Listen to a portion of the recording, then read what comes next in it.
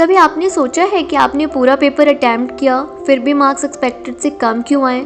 या फिर आपको हर क्वेश्चन का आंसर पता था लेकिन टाइम खत्म होने की वजह से कुछ क्वेश्चंस छूट गए? यह सिर्फ सिलेबस का नहीं बल्कि इफेक्टिव आंसर राइटिंग का इशू है। बोर्ड एग्जाम्स में सिर्फ लिखना काफ़ी नहीं होता, सही तरीके से लिखना ज़रूरी है। आज की वीडियो में हम डिस्कस करेंगे वो पावरफुल टिप्स जो आपके आंसर को और इम्पैक्टफुल बनाएंगे और मार्क्स बढ़ाएंगे। तो वीडियो को एंड तक ज़रूर देखना।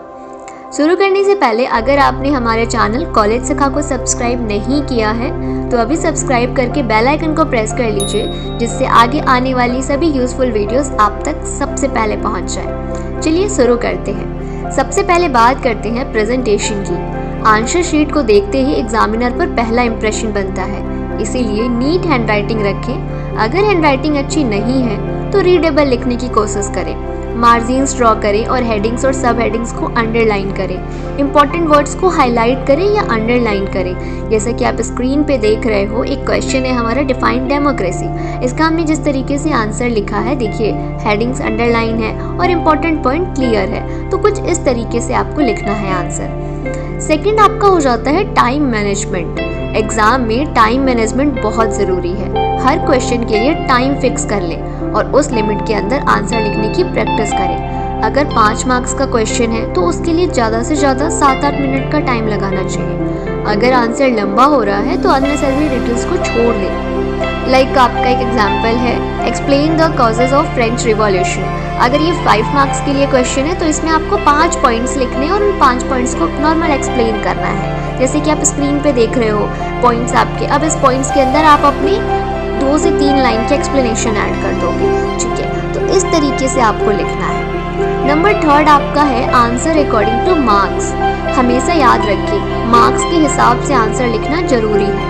अगर 1 मार्क्स का क्वेश्चन है तो point wise and to the point answer लिखें। लाइक आपका क्वेश्चन है who is the father of Indian constitution, normal आपको लिखना है डॉक्टर B.R. अम्बेडकर, ठीक है। अगर 3 नंबर का क्वेश्चन है, थोड़ा डिटेल में लिखो, उसमें 3 पॉइंट्स ऐड कर दो, साथ में कुछ एग्जाम्पल ऐड कर दो। अगर 5 मार्क्स का क्वेश्चन है तो जैसे हमने पहले अभी आपको एग्जाम्पल दिया, आपने उसमें 5 पॉइंट्स लिखे और हर पॉइंट में आपने 2 से 3 लाइन एक्सप्लेन करके ऐड कर दी, ठीक है। और अगर पॉसिबल हो तो आप एग्जाम्पल्स भी ऐड करो, ठीक है। आपका 4th पार्ट हो जाता है use diagrams and flow charts. Diagram और फ्लो चार्ट बहुत इफेक्टिव होते हैं। अगर साइंस या जियोग्राफी के आंसर में डायग्राम हो या फिर अगर आप हिस्ट्री का पेपर दे रहे हो, उसमें आपने मैप ड्रॉ कर दिया, कोई लोकेशन आप दिखा रहे हो, तो एग्जामिनर इम्प्रेस होते हैं।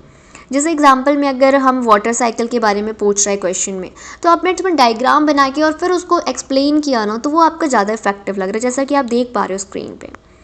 अब आपका पार्ट 5 है रिवाइज बिफोर सबमिटिंग। ये तो बहुत ज़रूरी पार्ट है।